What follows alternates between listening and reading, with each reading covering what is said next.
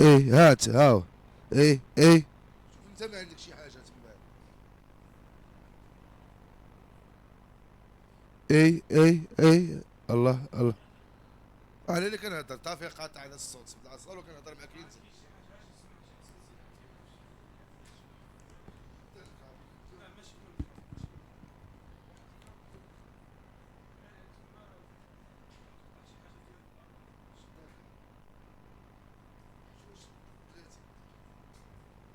ما عم دايرين هادشي. شوف.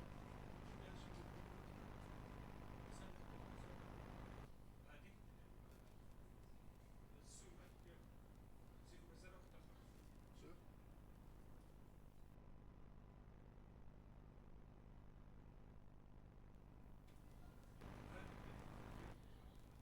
لازم يقرا بيتر هذا.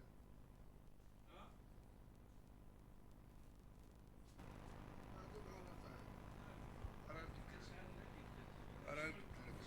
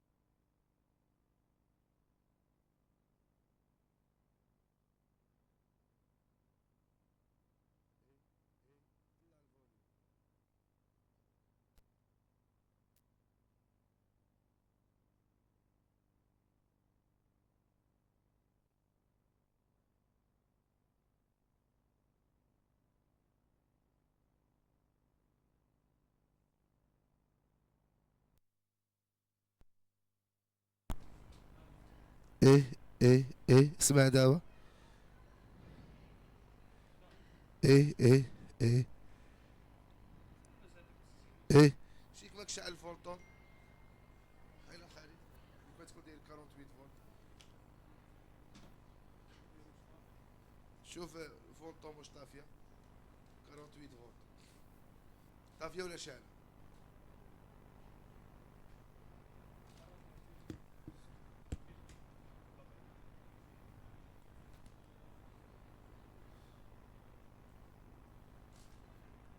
اه اه اه.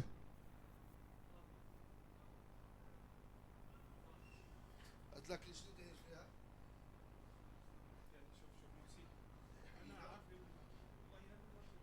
نديرو غير هيك.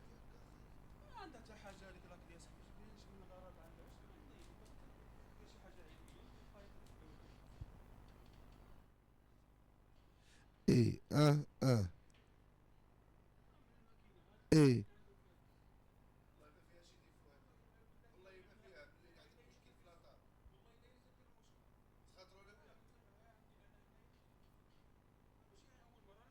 ايه ايه ايه.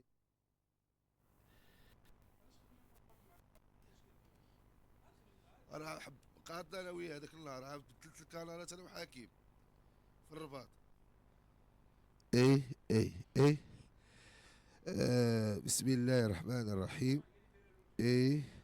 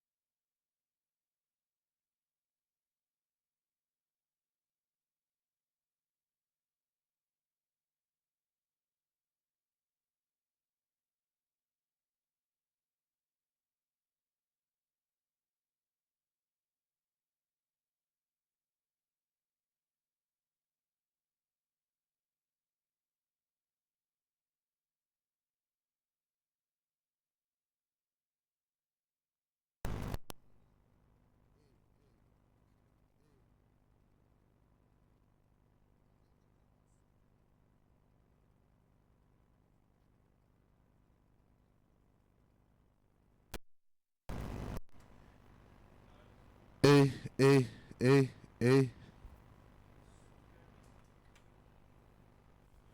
ايه ايه ايه ايه ايه ايه اه اه اه اه.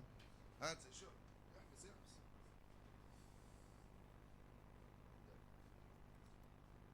انا مش اكد كان المشكله اللي في الطبله. ايه ايه. اسمع اخوي ذاك الكاسك ديالو دابا. اسمع. صافي اون ديمار كلشي مزيان. ها صافي. ايه ايه ايه ايه ايه. كتسمع دابا؟ هذا عطيك من الفون، ما عطيكش الاوكسيدير. مش عارف انا المشكله اللي في الطبله خصها تريقل. الطبله خصها تعيد وتنيطوي.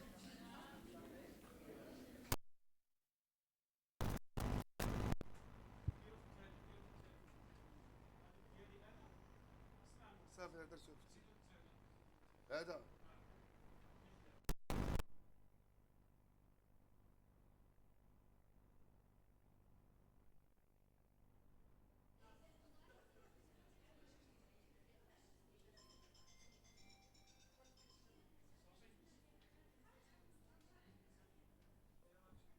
صافي انا واجد.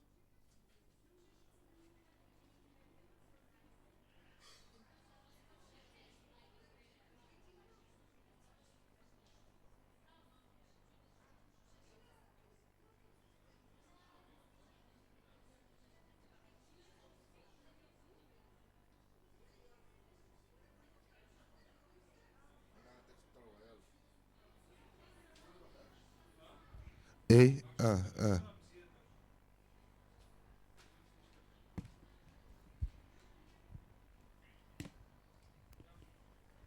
ايه اه. مازال. والله خير. دير قال يا حي التبرة ديال التبرة صغيرة ندير هكا راسنا.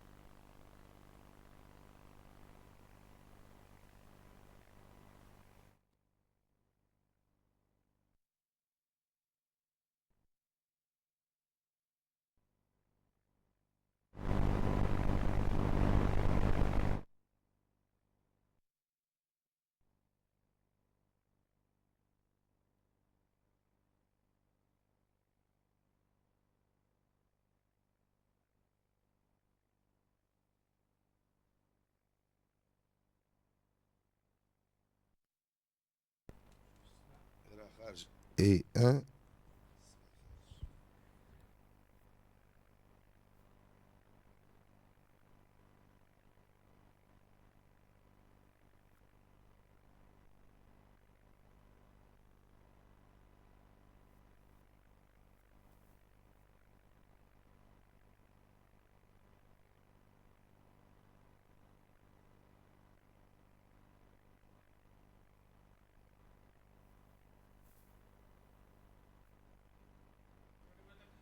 Et.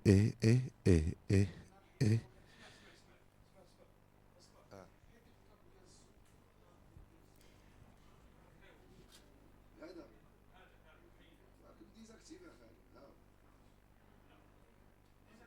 ديزاكتيف يا خالي. انا مخدم غير داكشي اللي نخدم جوج بلادورات.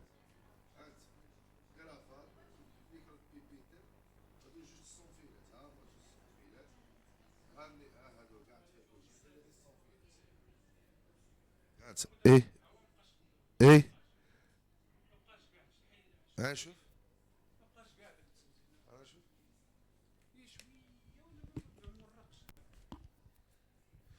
ايه اه اه.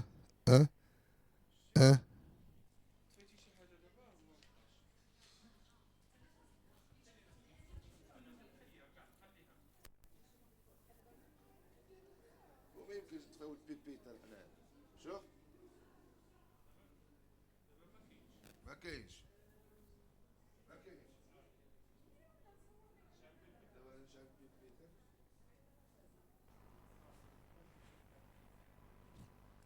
داكا.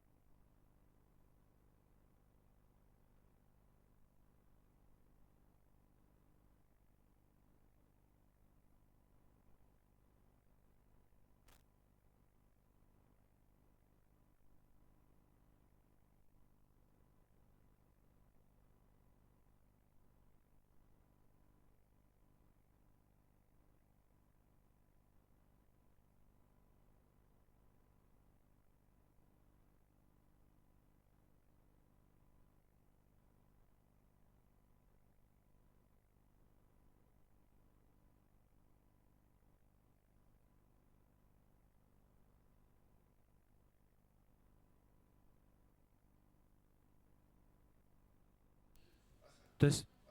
اه. فين هم الدراري يا صاحبي؟ مش يقدر نعرف.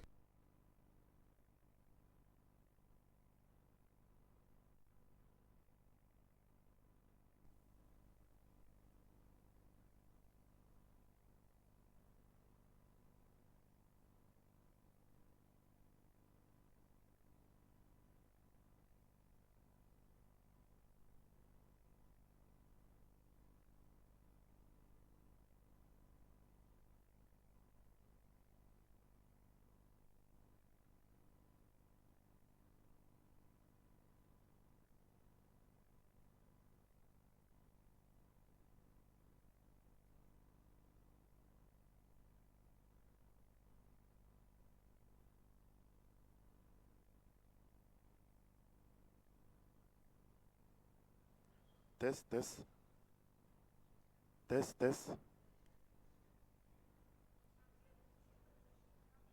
تس تس.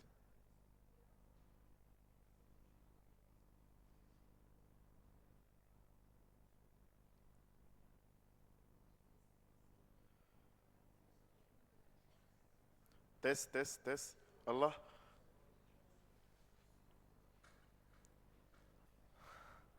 تس تس. الله الله.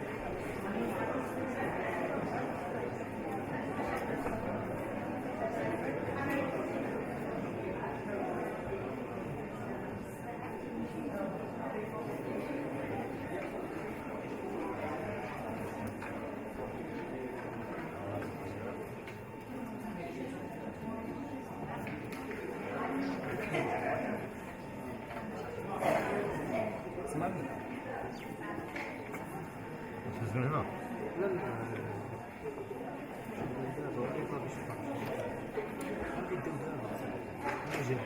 هي حاجة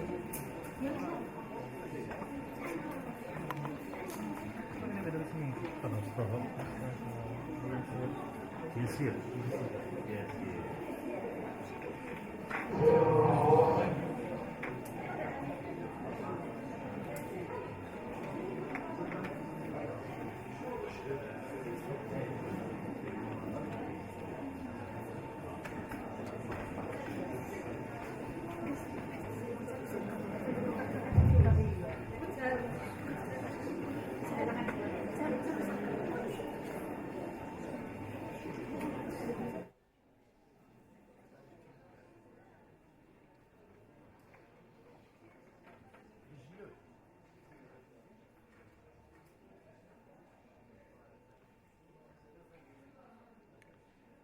Bonjour, chers tous, chères toutes.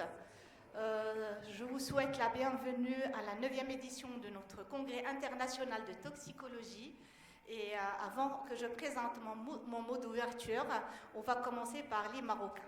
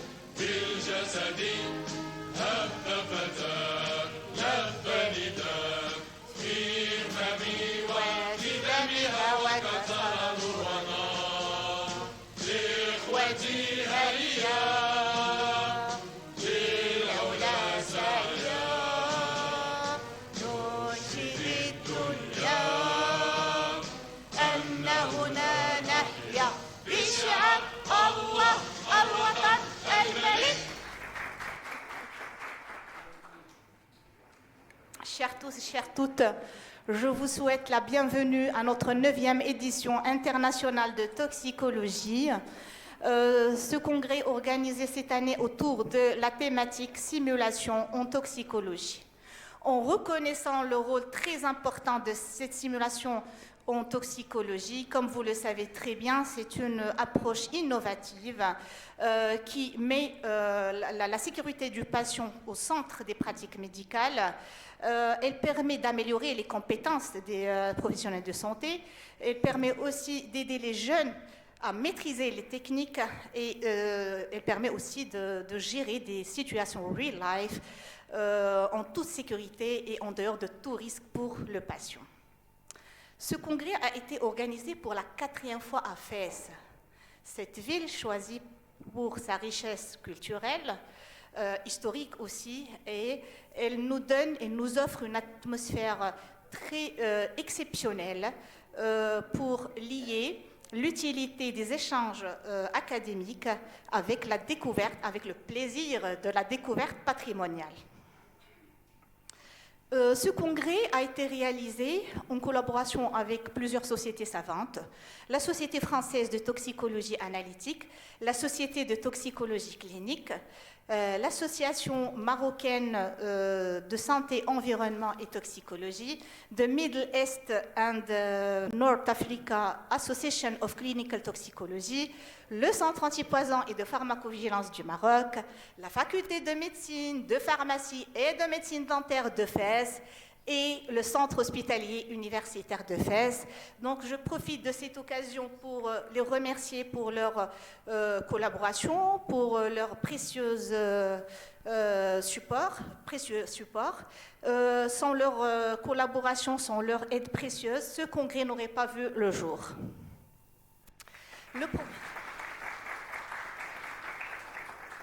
Le programme scientifique de cet événement, il est riche et varié. Donc, il comporte plus de 100 présentations abordées des sujets d'actualité en toxicologie, notamment l'intérêt de la simulation en toxicologie clinique, le risque chimique, le dopage, les intoxications par les plantes. Et parmi les moments forts de ce programme, nous avons le plaisir de recevoir une équipe américaine venant de loin, des États-Unis, pour nous animer un workshop sur comment gérer un risque, comment prendre en charge un risque chimique en real situation. On le remercie énormément pour leur contribution et on est vraiment reconnaissant pour leur engagement à nos côtés.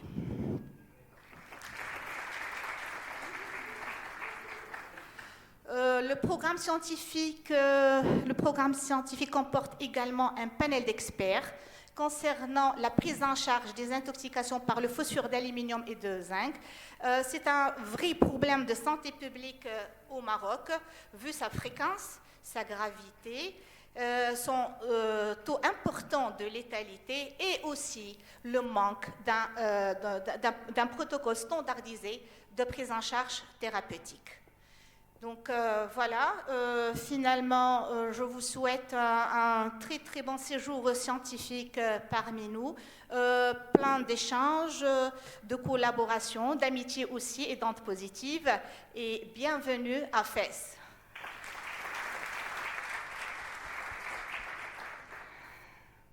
I want to translate in English because we have American guests with us. My English is very bad, but I try. It's a great pleasure to welcome you to Fez for the 9th International Congress of Toxicology. The theme of this year is simulation in toxicology. As you know, the simulation is an innovative approach that places patient security at the heart of medical practice. It helps healthcare professionals to improve their competences and master techniques and manage a lot of real-life situations without any risk of the patient. This Congress was organized for the fourth time in Fez, the city chosen for its rich culture and history, combining discovery and learning. The program, the scientific, this event was organized in collaboration with a lot of scientific society, like SFTA, STC, MENATOX, LAMCETOX, Moroccan Control Center and Pharmacovigilance Center, Medical School, and University Hospital of Fez. I thank them for its precious help and collaboration. The scientific program is rich and varied, and discussing about a lot of interesting themes in toxicology, a lot of topics, like the interests of simulation in toxicology, management of chemical risk, doping, plants poisoning, and among the highlights of this program, we have a special guest, American team, coming for United States, traveling all the way to head a special workshop about how we can manage chemical risk in real situation. Thank you very much. Thank you very much for your precious contribution, and we are deeply grateful for your commitment to our event.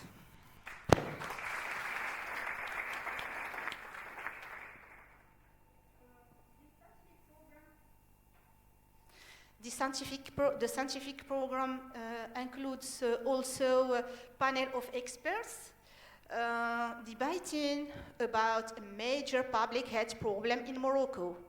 Its management of aluminium and zinc phosphide poisoning, how we can manage.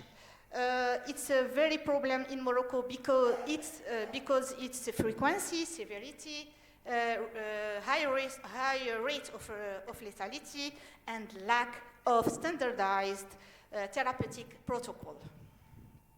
Finally, I hope you agree scientific stay with a lot of exchanges, partnership, and friendship. Welcome to FES.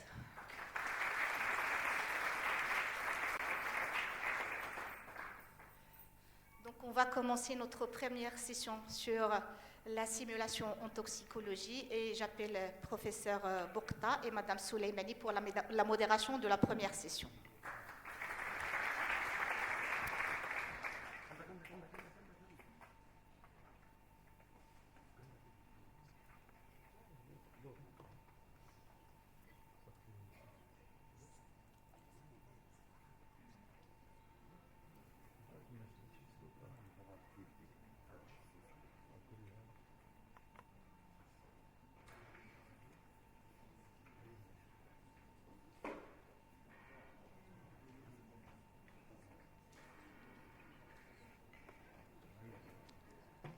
L'écran, s'il vous plaît.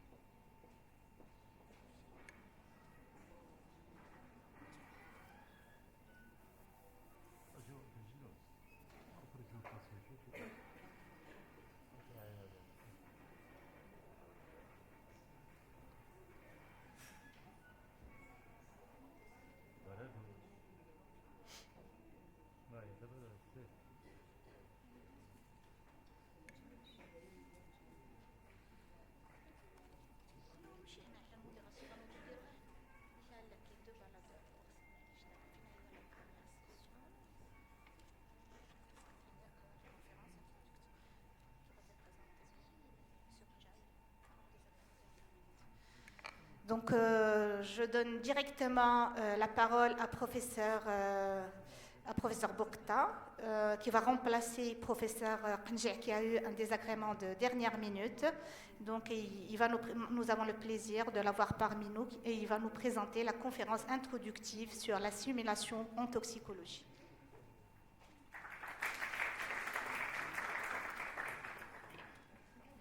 Donc, bonjour. Merci Madame la Présidente, honorable assistance, chers invités. Donc j'ai le grand plaisir de participer à ce congrès par un thème qui est intéressant, la simulation en toxicologie. Et je pense, à ma connaissance, c'est la première fois, Madame la Présidente, qu'un congrès de toxicologie va consacrer une grande partie de son programme scientifique à la simulation. Donc je pense que c'est une première. Et je vous félicite, Madame la Présidente, Madame Professeur Achour et son équipe pour cette initiative. Et je pense que cette initiative restera ancrée dans l'histoire de la simulation. Maintenant, par rapport à la simulation, il faut dire que la simulation, elle a fait ses preuves essentiellement dans les domaines qu'on dit les domaines ultra sûrs. C'est-à-dire les domaines qui nécessitent une performance, une compétence avec une gestion des facteurs de risque et surtout du personnel.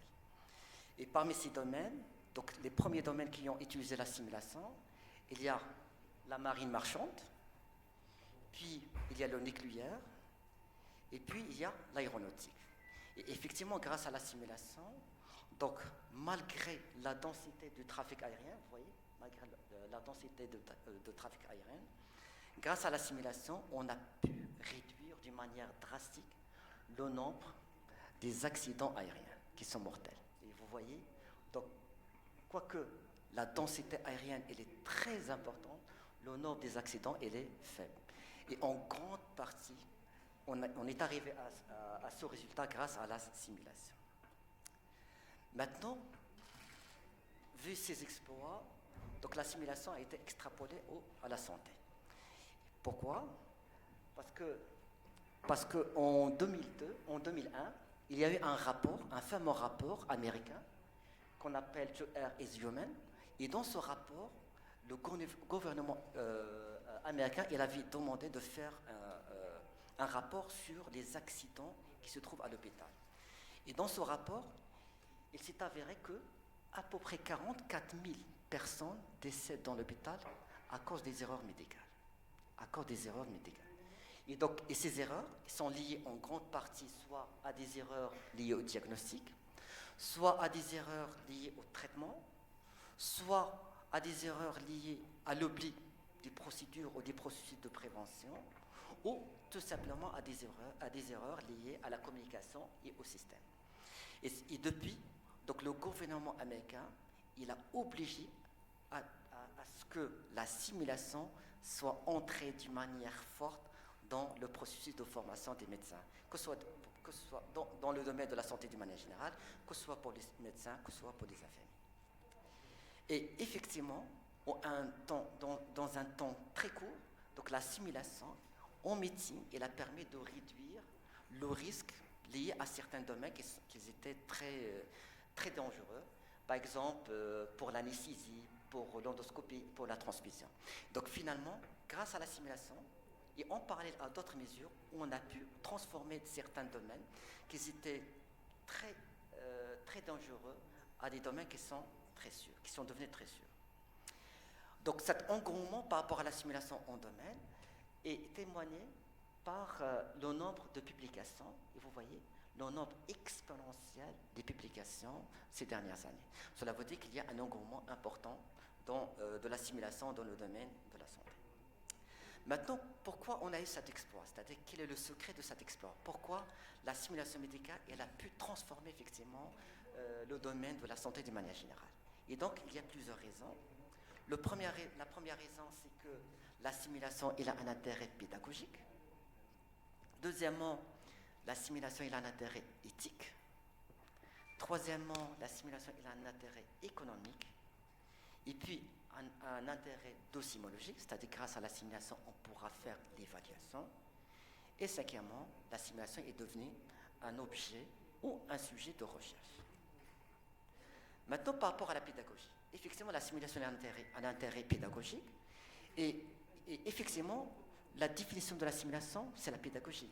Puisque la simulation, ce n'est qu'une technique pédagogique qui, moyennant un mannequin ou un patient standardisé ou des jeux de rôle, on pourra reproduire une situation clinique fréquente et tout ça dans un but pédagogique. C'est-à-dire on va mettre les apprenants dans une situation clinique vraie et on va demander aux apprenants de la gérer et à ce moment-là, on pourra débriefer et analyser la situation de manière constructive.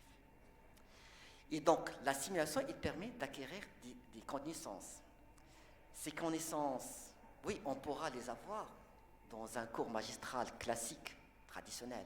Parce que dans un cours magistral, on pourra acquérir des connaissances théoriques.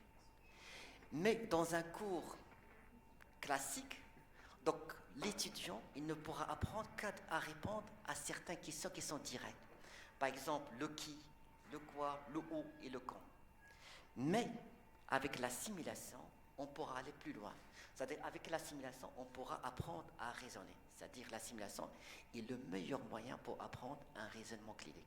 Pourquoi? Parce qu'on est dans une situation clinique et réelle, avec plusieurs paramètres. Et avec la simulation, l'étudiant, il pourra développer son raisonnement clinique et à ce moment-là, il pourra aller plus loin et il sera capable de répondre, d'aller loin pour répondre au comment et le pourquoi des choses. Et donc finalement, la simulation, et surtout avec le debriefing, il constitue le meilleur moyen pour aller suivre le circuit de raisonnement d'un étudiant. Et donc, c'est le seul moyen qui permet de comprendre le schéma et la connexion neuronale dans la tête d'un apprenant quand il est en train de prendre ou de raisonner devant une situation clinique. En plus, la simulation, il permet d'augmenter la rétention durable des connaissances. Parce qu'effectivement, on pourra apprendre, mais on pourra oublier rapidement. Et donc, on a besoin des moyens techniques et pédagogiques qui vont nous permettre d'avoir des compétences et des connaissances, mais des connaissances qui vont durer dans le temps. Et effectivement, dans cette étude, il a montré qu'en quoi, quand on assiste par exemple à un cours ou à une conférence, le taux de rétention il est faible.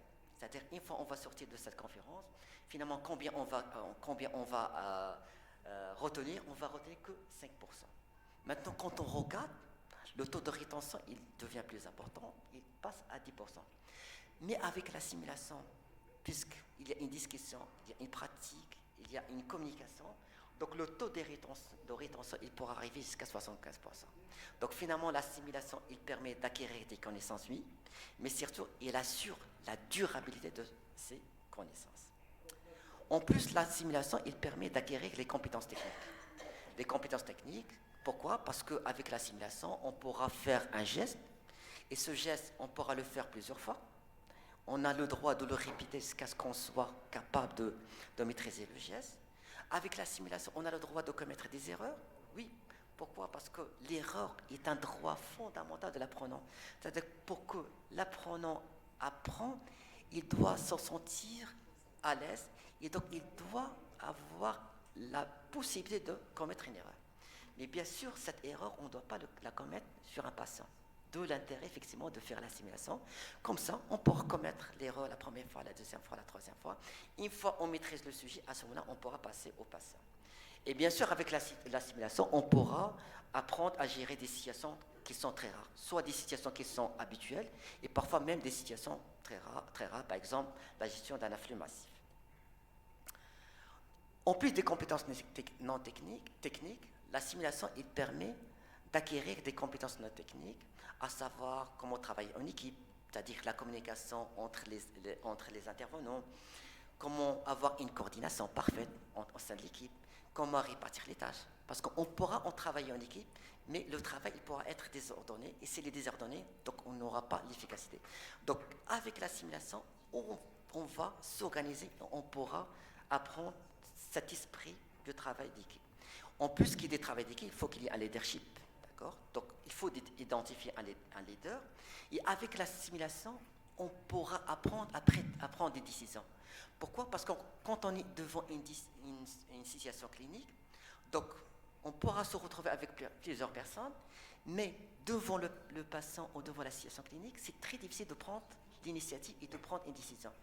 Et avec l'assimilation, on pourra acquérir effectivement cette possibilité et, pour que la personne apprenne à prendre des décisions, et surtout au bon moment, et parfois dans les situations d'urgence, rapidement. Et bien sûr, on pourra apprendre à prendre la conscience de la situation clinique, c'est-à-dire parfois on est devant un patient qui présente plusieurs problèmes, mais on ne sait pas comment aborder le patient et comment cerner ou regrouper les signes en un symptôme, et ce symptôme qui va nous orienter vers un diagnostic, et le diagnostic qui va nous proposer un thérapeutique. Donc avec l'assimilation et avec la répétition, avec la discussion, on pourra apprendre rapidement à maîtriser rapidement la situation clinique. Et d'ailleurs, et c'est un message pour les jeunes, c'est que pour dire qu'un système il est performant, pour dire qu'un service il est performant, c'est pas grâce à l'individualisme, c'est-à-dire c'est pas grâce aux compétences individuelles qu'on va dire ce système, cette clinique, cet hôpital il est performant. Non. Donc on va dire que c'est un hôpital il est performant quand le travail d'équipe prend les dessus. Et donc finalement l'objectif dans un service ou dans un hôpital, c'est d'arriver à ce stade de travail d'équipe. Donc c'est le travail d'équipe qui va dire ce système il est performant ou ce système il est défaillant. Et c'est pas l'individualisme. Donc un autre élément ou un autre point fort de l'assimilation, c'est que l'assimilation il permet de s'adapter au profit des apprenants. C'est-à-dire que chacun de nous, chaque apprenant, il a des canons d'apprentissage. C'est-à-dire, il y en a qui utilisent essentiellement le visuel, c'est-à-dire pour qu'un apprenant apprenne, il doit regarder, il doit voir la scène, ou il y en a qui utilisent surtout l'auditif, c'est-à-dire un apprenant pour apprendre, il se fait d'entendre, il n'a pas besoin de voir, ou il y a des gens qui doivent manipuler pour qu'il apprenne. Et donc finalement, avec l'assimilation, on pourra utiliser les 5 sens, c'est-à-dire le visuel, l'audible et le kinesthésique. Et donc tout le monde, il pourra trouver sa part dans l'assimilation. Et c'est pour ça que l'assimilation, il permet d'accélérer l'apprentissage chez les apprenants. Maintenant, à côté du rôle pédagogique, il y a un rôle éthique. Et ce rôle éthique, ça correspond au fameux adage, c'est-à-dire que jamais la première fois sur le patient. C'est-à-dire en 2024, donc normalement, c'est inconcevable qu'un soignant, aucun étudiant, aucun apprenant prenne en charge un patient pour la première fois. C'est-à-dire qu'il faut toujours s'entraîner par la simulation. Une fois on sent qu'on maîtrise par exemple le geste ou la communication ou la situation clinique, c'est à ce moment-là qu'on pourra prendre en charge un patient. Et tout cela, c'est pour assurer le maximum de sécurité, comme ça a été dit par le professeur H. Un autre élément ou un autre point fort de la simulation, c'est que le fait de s'entraîner, ça permet de réduire les coûts. Comment?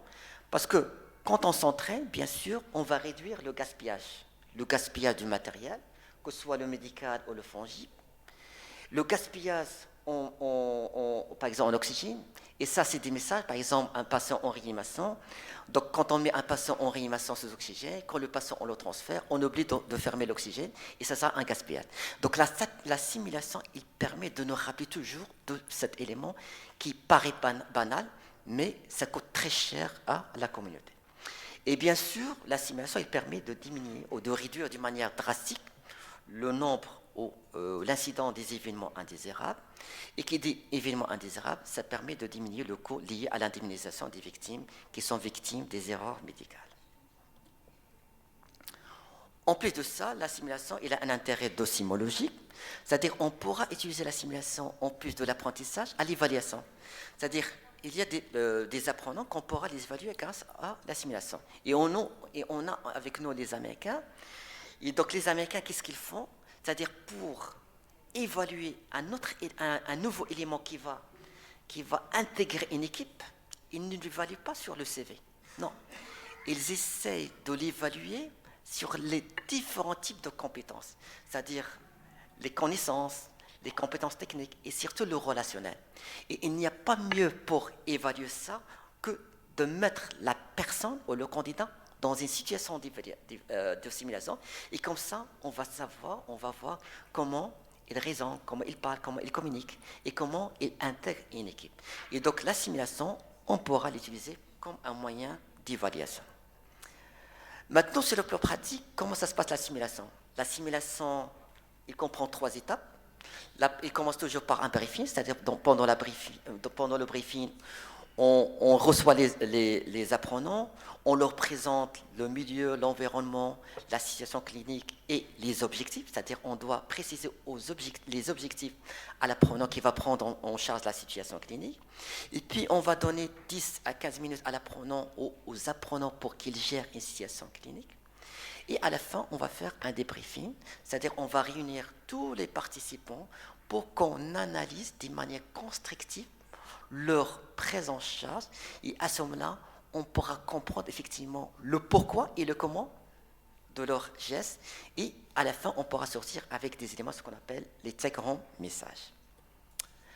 Maintenant, la simulation en santé, elle intéresse tous les domaines. C'est-à-dire en passant par l'anesthésie, la réanimation, la gastroentérologie, les soins infirmiers. Donc c'est connu que toutes les disciplines sont intéressées ou sont concernées par la simulation. Maintenant, qu'en est-il, professeur Achour, pour la toxicologie et en plus pour la pharmacologie? Pourquoi je dis toxicologie et pharmacologie?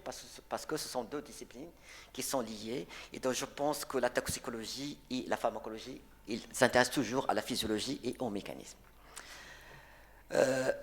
Donc, on pourra comprendre que la simulation, il a sa place en toxicologie. Pourquoi? Parce que les intoxications constituent les principales causes de décès accidentels dans le monde entier. Donc, il y a un problème de la santé publique. Et selon le rapport de l'Observatoire européen des drogues et de toxicomanie en Europe, ils ont montré qu'en quoi les intoxications aux drogues sont fréquentes. Et parmi ces drogues, il y a les opioïdes, les stimulants et le cannabis. Donc il y a un intérêt effectivement à faire la simulation pour faire apprendre aux médecins effectivement cette pathologie ou cette problématique. Et le Maroc n'échappe pas à cette règle. Effectivement, au Maroc, donc on voit très bien qu'il y a une incidence importante des intoxications au Maroc. Et je profite du passage pour saluer et remercier le Centre antipoison qui fait un travail colossal en matière de la toxicologie et de la pharmacovigilance. Donc, vu cette problématique, il est important que les jeunes médecins acquièrent des connaissances et des compétences pour pouvoir gérer de manière la plus appropriée les urgences toxologiques. Tout en sachant que la toxicologie d'une manière générale, elle est complexe. Elle est complexe. Et deuxièmement, dans la toxicologie, on a plusieurs tableaux cliniques qu'on appelle les toxitérants. Et donc, c'est très difficile pour qu'un apprenant apprenne tous les tableaux de toxithermie. Et à chaque fois qu'il y a une intoxication, généralement, il y a des associations. Et quand il y a des associations de toxiques, parfois les toxiques, ils ont un effet opposant. Et donc, finalement, c'est très difficile de raisonner devant une intoxication. Et bien sûr, pour comprendre la toxicologie et la pharmacologie, il faut qu'il y ait une base solide en physiologie. Et tout ça, c'est très difficile, effectivement, pour qu'un apprenant maîtrise ces éléments-là. Et vous voyez le nombre de tableaux cliniques, donc finalement, c'est très difficile de maîtriser ça. Et donc, c'est pour cela que le cours théorique, je pense qu'il sera insuffisant à l'apprenant pour qu'il maîtrise cette complexité. Et je pense que la simulation, il pourra être un outil pertinent et innovant pour l'apprentissage. Pourquoi? Parce que la simulation, comme ça a été dit tout à l'heure, elle permet aux étudiants de vivre une situation clinique réelle dans un environnement sécurisé avant d'aller prendre en charge directement les patients. Mais paradoxalement, cette simulation, professeur Achour, elle est très peu utilisée dans l'enseignement de la toxicologie clinique. Et bien sûr, on trouve des travaux dans la pharmacologie.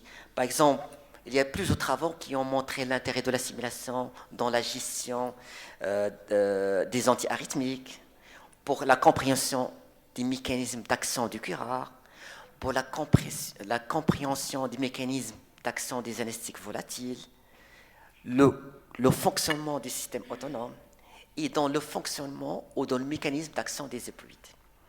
Mais quand on part à la toxicologie clinique, on trouve presque un vide. Et effectivement, le nombre des travaux scientifiques, il se compte sur les doigts de la main. C'est-à-dire qu'il y a peu de travaux scientifiques qui s'intéressent à la simulation en toxicologie clinique.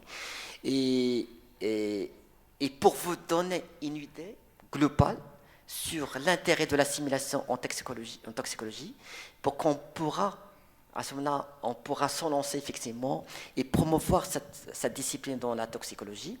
Je vous cite quelques articles qui se sont intéressés à la simulation.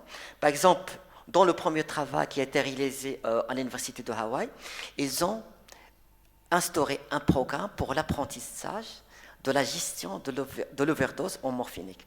Et effectivement, qu'est-ce qu'ils ont fait? Ils ont pris 50 étudiants de médecine en deuxième année, pour lesquels ils ont fait un cours magistral, et puis, par la suite, ils sont passés à la simulation en utilisant un mannequin de haute fidélité. Et pour évaluer l'intérêt de la simulation, ils ont fait un test sous forme de QCM, bien sûr avant le cours, après le cours et après la simulation. Et ils ont comparé la performance des apprenants pendant ces 3 temps.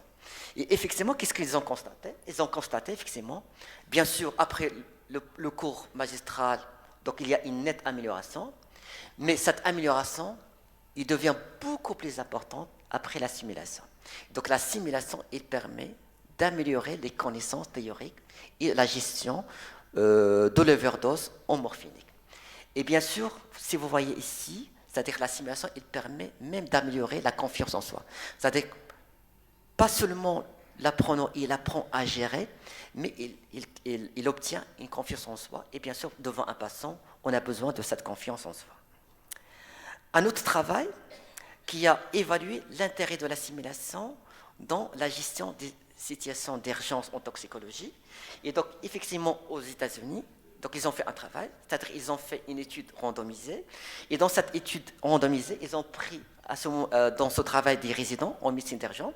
Il y avait 32 résidents, pour lesquels ils ont fait un cours magistral et puis des séances de simulation. Et ils ont choisi quoi comme thème? Ils ont choisi les intoxications aux bêta-bloquants, aux inhibiteurs calciques, aux organophosphorés, aux salicyliques et aux antidépresseurs tricycliques. Et ils ont évalué les apprenants avant, après, et ils sont partis plus loin, c'est-à-dire qu'ils ont évalué les apprenants 3 mois après pour voir le taux de rétention après la simulation. Et donc, le résultat, c'est qu'ils ont trouvé toujours, c'est-à-dire après le premier cours, bien sûr, les connaissances vont augmenter, mais la pertinence, elle est beaucoup plus importante avec la simulation par rapport au cours magistral. Et bien sûr, après 3 mois, qu'est-ce qu'ils ont trouvé? Ils ont trouvé que les connaissances sont maintenues d'une manière acceptable après 3 mois, mais avec un taux de rétention qui est beaucoup plus important chez les gens qui ont participé à la simulation par rapport aux gens qui ont participé au cours magistral, c'est-à-dire un cours classique. Donc finalement, la simulation, il permet effectivement d'acquérir des connaissances, des compétences, et il permet encore plus d'ancrer ces acquis pendant la période la plus longue possible. Un autre travail, là aussi, qui a évalué l'intérêt de la simulation dans la gestion de l'overdose en morphinique. Cette fois-ci, c'était à Amsterdam, où dans cette étude, ils ont pris des étudiants de 5e année, et sur 4 ans, d'accord, dans chaque promotion, ils prennent 180 étudiants dans chaque promotion, et chaque promotion, ils font une répartition sur 8 groupes, et dans chaque groupe, ils vont mettre 20 à 25 personnes par groupe. C'est-à-dire, pour chaque groupe, ils vont mettre 20 à 25 personnes, c'est-à-dire énorme par rapport au principe de la simulation. Et comment ils font? Donc, ils font un cours magistral, et puis ils font des séances de simulation. Et qu'est-ce qu'ils ont trouvé? Ils ont trouvé la même chose, c'est-à-dire, après la simulation, la compétence et les connaissances, il augmente de manière spectaculaire par rapport au cours magistral. Et bien sûr, même la confiance en soi, il est meilleur.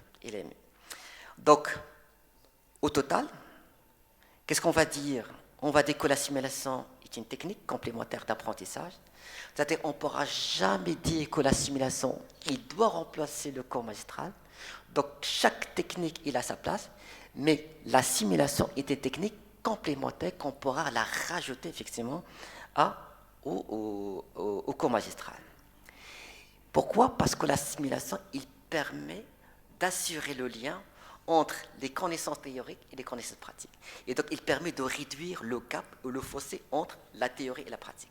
Et effectivement, à chaque fois que les apprenants participent à la simulation, ils vous disent « Ah, je connais la pathologie, je connais les signes, mais une fois que je suis devant le patient ou devant la situation, je me suis bloqué. » Et donc, finalement, cette simulation, dans cette confiance en soi, il permet aux apprenants de casser cette barrière et passer directement vers le patient. Donc, en plus, la simulation en toxicologie, il répond au cahier de charge pédagogique. Pourquoi? Parce que les intoxications, ils ont une prévalence importante. C'est une urgence thérapeutique, parce que plus on tarde, plus le pronostic est mauvais. Il nécessite une intervention, c'est-à-dire quand il y a une intoxication, si on agit rapidement, le patient il pourra s'en sortir. Quand on ne fait rien, ils sont graves. Ils sont exemplaires, c'est-à-dire quand l'étudiant apprend par exemple une pathologie, il pourra rapidement la reproduire. Et donc finalement, c'est très bénéfique. Et bien sûr, la prévention, parce que qui dit intoxication, des préventions. Et avec la simulation, on pourra apprendre aux gens, aux apprenants, une fois ils ont fini la prise en charge, d'assurer la prévention et surtout l'éducation thérapeutique pour la population. Maintenant, la simulation, c'est vrai, elle est chronophage, elle nécessite un nombre important de formateurs, elle nécessite une organisation très difficile, mais pour vous rassurer, par exemple, si on veut se lancer dans cette simulation, par exemple en premier cycle, on pourra l'organiser même dans les amphithéâtres, la première. Et deuxièmement, on pourra même l'organiser avec des groupes de 25 à 20 personnes. Et comme ça, pour faire face au problème, ou la problématique de la massification qu'on vit maintenant au Maroc. Donc, la simulation en toxicologie, il reste un terrain fertile à explorer. Et je remercie encore une fois professeur Achour et toute l'équipe qui ont pensé à ce thème. Et donc, je pense, après ce congrès, donc, notre faculté va se lancer dans la simulation en toxicologie. Et merci pour votre attention. Merci, cher ami professeur Bourta, pour cette excellente conférence qui a fait un petit peu le tour de la simulation et qui nous a montré l'apport très important de la simulation en toxicologie. Comme vous l'avez très bien vu, la simulation se prête très très bien au cas d'intoxication, quel que soit le toxique, qu'il soit chimique, naturel. On peut simuler des cas d'intoxication en real life, de vraie vie, et les gérer en toute sécurité. Donc, bien sûr, ça augmente les compétences de nos toxicologues et aussi, ça évite les risques d'erreur chez nos patients. Je remercie professeur Bourta également pour la qualité d'un atelier sur la simulation. C'est là où j'ai goûté à la simulation et j'ai décidé que notre prochain congrès sera autour de la simulation en toxicologie. C'est un outil de pointe, comme vous le savez très bien. C'est une technique pédagogique très innovante et permet d'apprendre et permet d'avoir plus confiance en soi.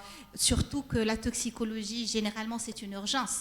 Donc on doit gérer rapidement, on doit des fois intuber, ventiler, donc on doit techniquer, on peut apprendre les techniques sur des mannequins et bien sûr ça nous permet aussi de gérer dans un environnement qui est sûr et contrôlé.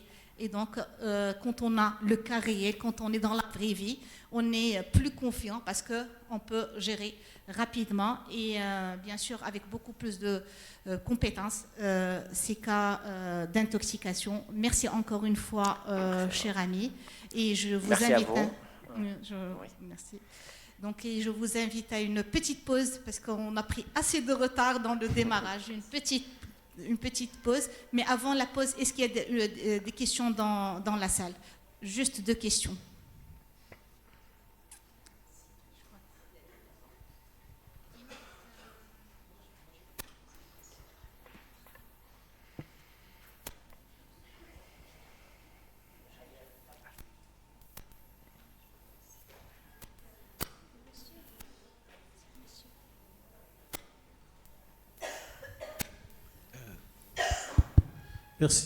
Merci, Madame la Présidente.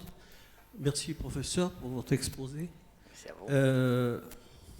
Je suis resté sur ma faim sur ce sujet parce que vous avez exposé les procédures générales concernant une démarche de simulation.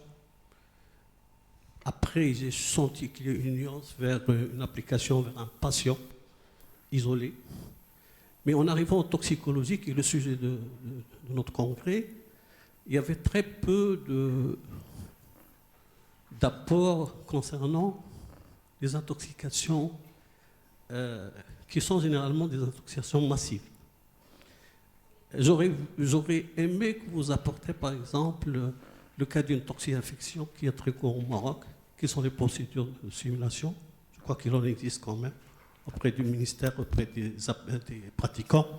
Il existe des démarches qui ne sont pas très normalisées, mais on pense, je crois qu'il est temps de les faire, mais ils font objet de simulation, de pré-simulation si vous voulez. Donc j'aurais dû entendre ça comme exemple, une toxi-infection au niveau des alimentaires ou bien une intoxication au niveau d'une usine chimique. Comment ça se présente, quelles sont les démarches, quels sont les gestes à faire, etc. Même en cas d'intoxication par les drogues, l'overdose, on aurait bien aimé apprendre quels sont les gestes à faire devant un patient intoxiqué en overdose avant d'être hospitalisé à la maison, etc. Effectivement. Merci beaucoup. Merci pour votre remarque. Effectivement, vous avez raison. Donc, le rôle de l'assimilation, effectivement, c'est d'apprendre à la personne, c'est-à-dire au médecin, aux soignants, comment gérer une situation clinique. Mais en plus de ça, l'assimilation, effectivement, il permet à l'équipe d'apprendre à l'équipe les procédures et les protocoles pour gérer, par exemple, un afflux massif. Et qui dit afflux massif, ça peut être soit l'afflux massif classique, soit l'afflux massif, effectivement, des intoxications. Donc, effectivement, l'assimilation, il a ce rôle-là pour établir des protocoles, d'accord? Et pour établir des protocoles, il faut faire des simulations. Donc, effectivement, il y a plusieurs travaux qui font la simulation pour mieux maîtriser, pour mieux gérer les afflux massifs, par exemple les intoxications, etc. Maintenant, je pense la réponse, vous l'aurez juste après, Inch'Allah. Parce qu'il y a un continuum. Je n'ai pas voulu rentrer dans les détails. Je ne voudrais pas brûler le programme scientifique, mais vous aurez suffisamment de simulations, de cas collectifs, d'incidents chimiques. Vous aurez tout le programme pour répondre à votre question, Monsieur Jubilon. Merci beaucoup pour votre présentation très claire. Surtout moi, je ne suis pas très habituée à ces histoires de simulation. J'ai 2 ou 3 petites questions. Alors, est-ce que justement la simulation aujourd'hui va rétrécir un peu le temps alloué aux cours magistraux, ce qui serait une très bonne chose, surtout par l'utilisation de cours, par exemple, pré-enregistrés au lieu d'avoir des cours... c'est-à-dire que l'étudiant, il va faire, par exemple, des cours pré-enregistrés, il va les voir, et l'enseignant, il va consacrer plus son temps à ces méthodes. Ça, c'est la première des questions. La deuxième question, c'est... on voit que quand vous parlez de simulation, vous parlez de mannequins, vous parlez de gestes, etc. Il y a d'autres situations qui n'ont pas besoin, justement, ni de mannequins, ni de gestes, mais d'une réflexion. Souvent, on fait des études de cas. Alors, quelle serait la simulation dans ce genre de situation? C'est-à-dire, sans utiliser le patient, quel type de simulation? Et ma troisième question, c'est par rapport à la gamification. Aujourd'hui, de plus en plus, on utilise des games de formation. En pharmacovigilance, par exemple, le cours que nous délivrons, les cours interpays de pharmacovigilance, on a développé un game justement de réflexion et où l'étudiant, l'apprenant, il va jouer et en fait le jeu il le met en face de situations où il doit décider, et pour ça il faut qu'il intègre toutes les données aussi bien d'apprentissage que de pratique, etc. Alors est-ce qu'il y a une relation entre ces simulations et la gamification? Donc, merci, professeur Soleimani, pour votre question. Donc, effectivement, la simulation est une technique. Et donc, cette simulation, il regroupe plusieurs champs. Et la gamification, elle fait partie de la simulation. C'est-à-dire, qui dit simulation, donc, simulation, c'est une technique. Et donc, tout ce que vous savez dans la pédagogie, c'est-à-dire le raisonnement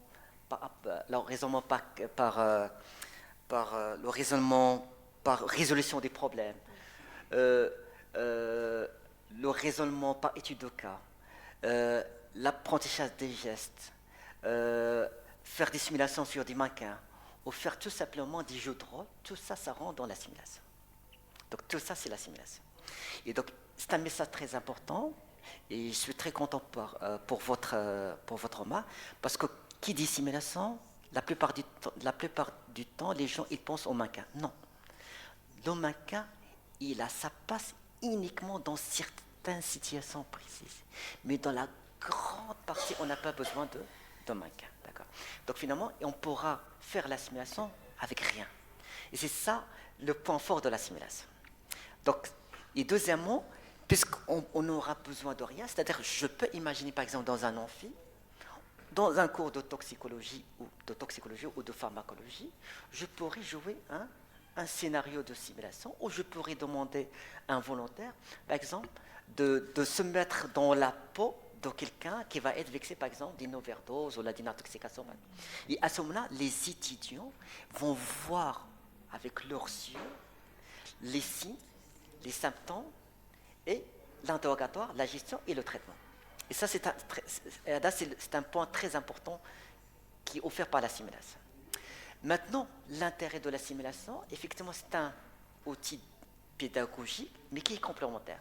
C'est-à-dire, je pense, c'est le moment de passer de l'enseignement classique, c'est-à-dire qui est basé uniquement sur les cours magistraux, parce que dans les cours magistraux, qu'est-ce qu'on fait? Donc, il y a un enseignement classique, c'est-à-dire c'est l'enseignant qui va donner les connaissances pour les étudiants. Les étudiants, ils sont passifs. Et donc, finalement, la rétention n'est pas importante.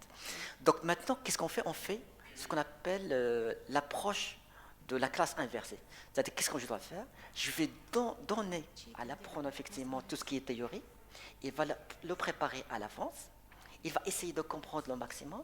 Mais une fois il arrive à l'amphi, par exemple, ou là, dans une salle, ou là, en Zoom, donc à ce moment-là, on va essayer de résoudre des problématiques, d'accord, qui touchent à la simulation. Et cela, donc ça permet d'ancrer les connaissances et surtout de les utiliser. Et à ce moment-là, l'apprentissage, il est meilleur. Maintenant, pour la gamification, vous avez raison. La gamification, elle fait partie prenante et intégrée de la simulation. Et la gamification, il permet effectivement, surtout pour cette génération, donc l'apprentissage, il passe beaucoup plus facilement avec la gamification qu'avec l'apprentissage classique. Donc vous avez tout à fait raison, professeur Slimane. Juste un petit complément, c'est notre expérience. Nous, pour la toxicologie, comme pour les autres spécialités, on a le problème de présence au niveau des amphis. On a de moins en moins d'étudiants qui sont présents. Et donc, quand on a switché, on a fait classe inversée. Je leur donne le cours et puis on vient pour des cas cliniques, on vient pour la simulation. Là, c'est extraordinaire. Tout le monde est là. Tout le monde est intéressé, tout le monde sont des volontaires, donc ils se portent volontaires. Donc moi, j'encourage vivement la simulation dans les cours. Deuxièmement, nous avons 50 heures et nous avons 2 modules de 50 heures pour les pharmaciens. C'est trop, c'est ennuyeux. Et donc, on switch, on fait des cours magistraux et des cas de simulation. Et je vous assure que les cas de simulation, ils ont beaucoup de succès. Et donc, j'encourage vivement cette approche dans l'enseignement.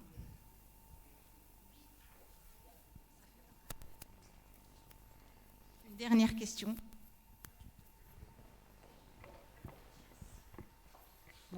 C'est juste pour parler justement de la simulation. C'est pas uniquement apprendre des gestes techniques. Une séance de simulation, c'est vrai que c'est un nouveau outil pédagogique dont on encourage réellement, parce que c'est vrai, il y a le désert total des amphis lorsqu'on donne des cours théoriques, et c'est vrai que les étudiants aimerait bien avoir une séance de simulation lors des stages pratiques, parce que durant les stages pratiques, il faut encourager, et je pense que c'est une initiation, parce que là, on ne peut pas faire la simulation dans une conférence, mais c'est une initiation pour encourager les gens à faire de la simulation.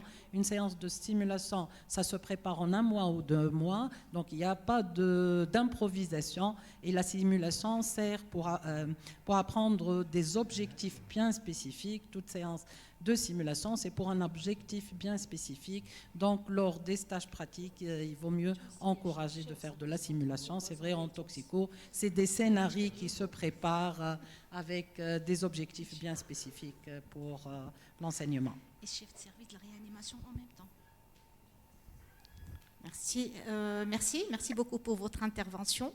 Donc voilà, je vous invite pour une petite pause de 10 minutes et on reprend très rapidement justement sur des ateliers pratiques de simulation.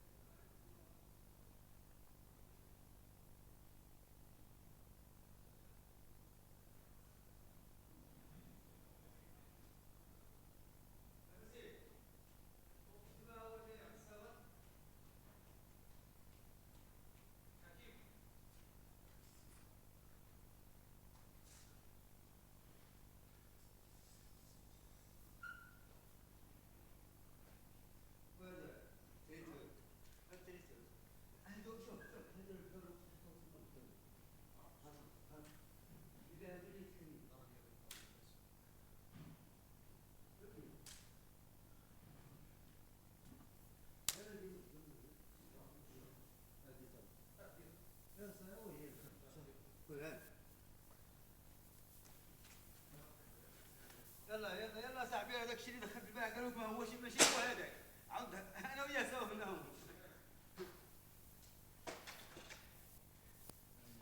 قال لك داك الشيء اللي درناه داك الشيء ماشي هو هذا بزاف هسي بس تبارك علي من هز هذه حطها لي احسن